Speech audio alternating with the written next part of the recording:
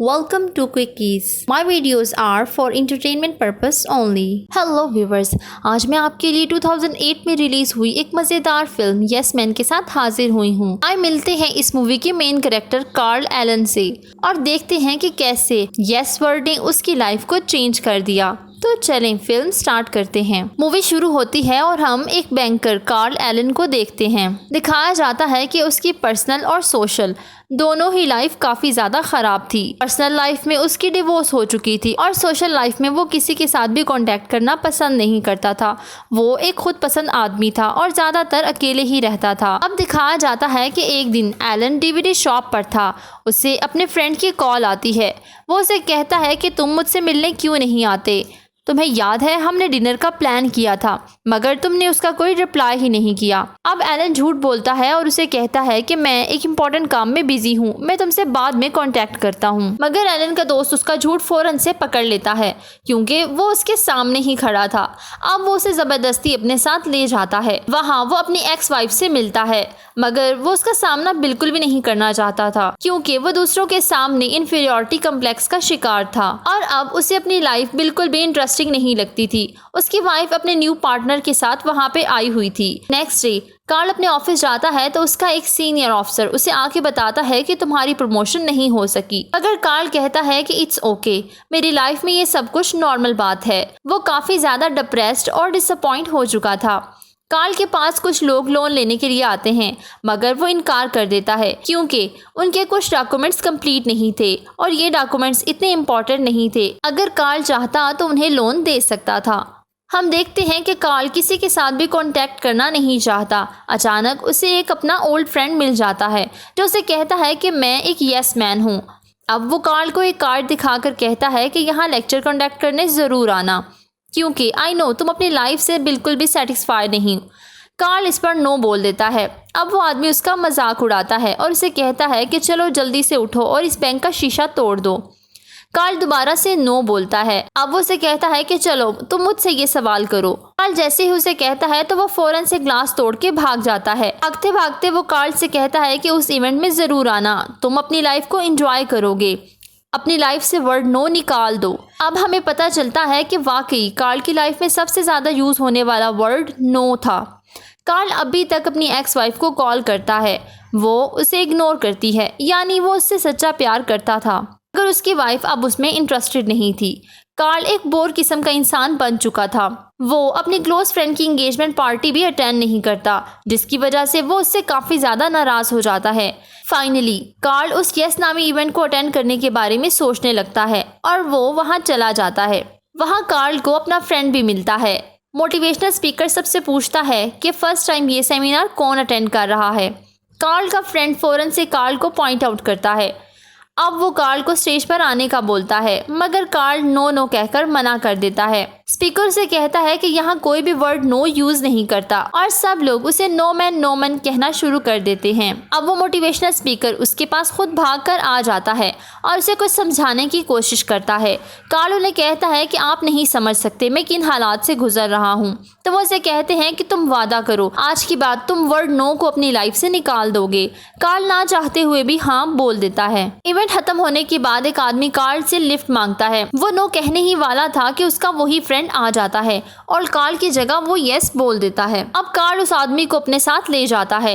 रास्ते में वो शख्स उससे फोन का पूछता है और कार्ल यस बोल देता है। स्टॉप पे उतरते हुए वो कार्ल से कुछ पैसों का पूछता है तो इस पे भी कार्ल यस कह देता है और यूं कार्ल उसे सारे पैसे दे देता है।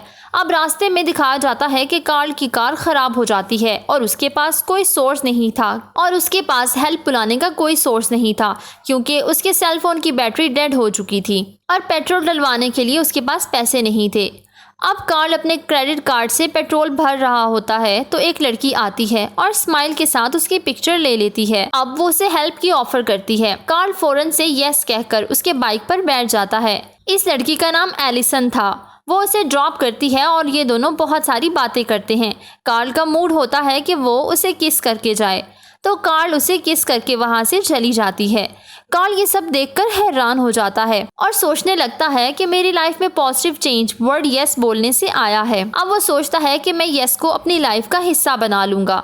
इतने में उसे बॉस की कॉल रिसीव होती है और वो उसे सैटरडे को भी ऑफिस बुलाते हैं, जिस दिन सबकी छुट्टी होती है। कार्ल इस पर भी यस बोल देता है। नेक्स्ट डे वो ऑफिस आता है। अब एक लेडी अपने स्मॉल बिजनेस के लिए लोन अप्लाई करती है। कार्ल का बैंक इतने छोटे लोन नहीं दिया करता था, मगर अब कार्ल यस बोल देता है और उसका लोन अप्रूव कर लेता है। कार्ल अपने पुराने फ्रेंड से भी मिलने जाता है। वो उन्हें बताता है कि मैंने अपनी लाइफ को चेंज कर दिया है, क्योंकि मैं अब हर बात पे यस बोलता हूँ, जिसकी वजह से मैं बहुत ज्यादा अच्छा फील करता हूँ। कार्ल के फ्रेंड उसके खर्चे पे बहुत ज्यादा एंजॉय करते हैं। कार्ल भी बहुत ज्यादा ड्रिंक करता है और डांस करता है। कार्ल ने इससे पहले इतना कभी एंजॉय नहीं किया था जितना वो आज कर रहा था। नेक्स्ट डे उसकी नेबर, जो कि एक ओल्ड लेडी थी, उसे अपने घर का शेल्फ रिपेयर करने का कहती है, जिसपे कार्ल यस बोल देता है और इसके साथ चला जाता है। वो कार्ल को हरास करने की कोशिश करती है और कार्ल नो करते हुए घर से बाहर आता है, मगर स्टेयर से गिरने की वजह से इंजर्ड हो जाता है। इतने में एक कुत्ता भी उसके पास आकर उसे काटने ही वाला था। कार्ल ये देख के कहता है कि नो बोलने से ये सब कुछ हुआ है और यस बोलने से मेरी लाइफ बिल्कुल ठीक थी। अब वो फिर से यस बोलने का इरादा करता है। कार्ल ने अपनी लाइफ को चेंज कर लिया था। वो डिफरेंट एक्टिविटीज करता था और ये सब उसे खुशी देती थी। अब उसका अपने बॉस के साथ रिलेशन भी बहुत अच्छा हो गया था और वो हर किसी को लोन देता था। उसकी सर्विसेज से सभी बहुत खुश थे। हमेशा की तरह बैंक के बाहर एक आदमी खड़ा था। वो कार्ल को अपने बार में आने का कहता है। कार्ल हमेशा उसे नो कहा करता था, मगर इस बार कार्ल उसे यस कहता है और उसके बार में भी चला जाता है। वहाँ उसे एलिसन नजर आती है, जो बार में सिंगिंग कर रही थी। कार्ल और एलिसन दोनों मिलकर बातें करने लगते हैं। तो वो बताती है कि मैं फोटोग्राफी क्लासेस भी लेती हूँ, तुम वहाँ भी विजिट करना। कार्ल उसे यस कह देता है। रात को उसके फ्रेंड की कॉल आती है और वो लेट नाइट पार्टी अटेंड करने चला जाता है और वहाँ भी काफी एंजॉय करता है। दूसरे दिन सुबह सुबह वो एलिसन की फोटोग्राफी क्लास के लिए जाता है और वहाँ वो काफी क्वालिटी टाइम स्पेंड करते हैं। यस वर्ड ने कार्ल की लाइफ को टोटली चेंज कर दिया था। अब वो बहुत ज्यादा खुश रहने लगा था। एलिसन को कार्ल की ये स्माइल देखकर बहुत अच्छा लगता था। दोनों एक अच्छे और क्लोज फ्रेंड्स बन चुके थे। नेक्स्ट नाइट वो दोनों बाइक पर राइड लेते हैं और एक दूसरे की कंपनी को एंजॉय करते हैं, मगर अब बाइक एलिसन नहीं बल्कि कार्ल चला रहा था। दोनों काफी टाइम एक साथ स्पेंड करते हैं। नेक्स्ट डे कार्ल के बैंक में बहुत सारे लोग लोन लेने के लिए जमा थे। कार्ल को अर्जेंट मीटिंग के लिए बुलाया जाता है। कार्ल समझता है कि शायद उसे डांट पड़ेगी और जॉब से निकाल दिया जाएगा, मगर उसके सीनियर ऑफिसर उससे बहुत ज़्यादा खुश था।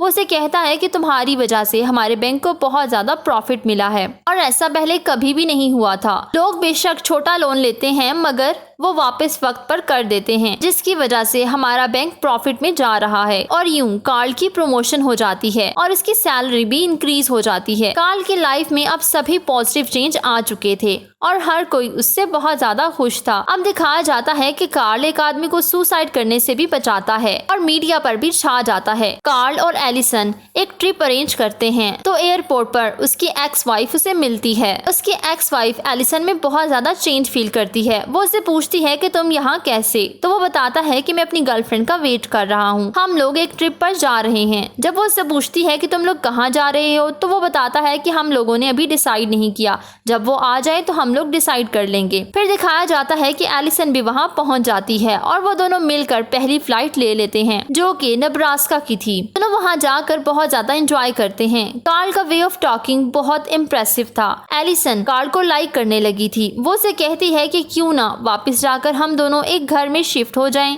कार्ल के सुनकर बहुत खुश होता है, क्योंकि वो भी बहुत ज्यादा अकेला फील करता था और वो यस कह देता है। दोनों अमेरिका की फ्लाइट लेते हैं। एयरपोर्ट पे दो कस्टम ऑफिसर्स आते हैं और उनसे कुछ क्वेश्चंस करने लगते हैं।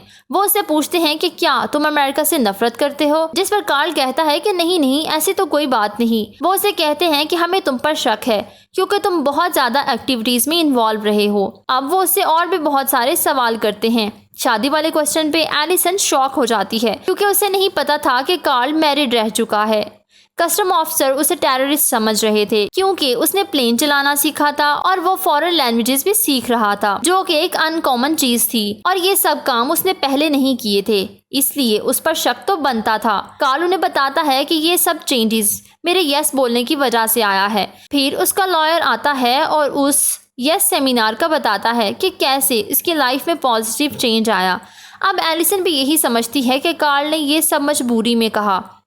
वो उसके साथ ना तो ट्रिप पे जाना चाहता था और ना ही वो उसके साथ रहना चाहता है। ये सब कुछ उसने उस सेमिनार की वजह से किया है। वो उससे नाराज होकर चली जाती है। कार्ल एक दफ़ा फिर से अकेला हो जाता है और काफ़ी ज़्यादा डिप्रेस हो चुका था। उसकी एक्स वाइफ उसे कॉल करके कहती है कि वो उसके साथ लाइफ गुजारना चाहती है, तो क्या वो दोबारा से एक साथ हो सकते हैं। कार्ल उसे मना करना चाहता था क्योंकि वो एलिसन को प्यार करता है और वो अपनी वाइफ को नो कह देता है। अब कार्ल को वहम हो जाता है कि उसके साथ कुछ बुरा ज़रूर होगा क्योंकि उसने अपनी वाइफ को नो जो कहा है। कार्ल दोबारा से उसी टीचर के पास जाता है जिसने उसे इंस्पायर किया था। कार्ल उसकी कार में बैठ जाता है। अचानक से कार्ल को देखकर वो डर जाता है और कार आउट ऑफ कंट्रोल हो जाती है। इस तरह दोनों का एक्सीडेंट हो जाता है। नेक्स्ट सीन में हम दोनों को हॉस्पिटल में देखते हैं जहां कार्ल उससे हर बात पे यस कहने का रूल चेंज करने को कहता है। टीचर उसे कहता है कि मैं ऐसा नहीं कहना चाहता था, मैंने तो सिर्फ ये इसलिए कहा था क्योंकि तुम मेरी हर बात पे नहीं कह रहे थे, मगर तुम्हें यस तभी कहना चाहिए जब तुम्हारा दिल मान रहा हो। अब कार्ल सारी बात समझ चुका था। वो उनसे टाइम पूछ के एलिसन से मिलने चला जाता है।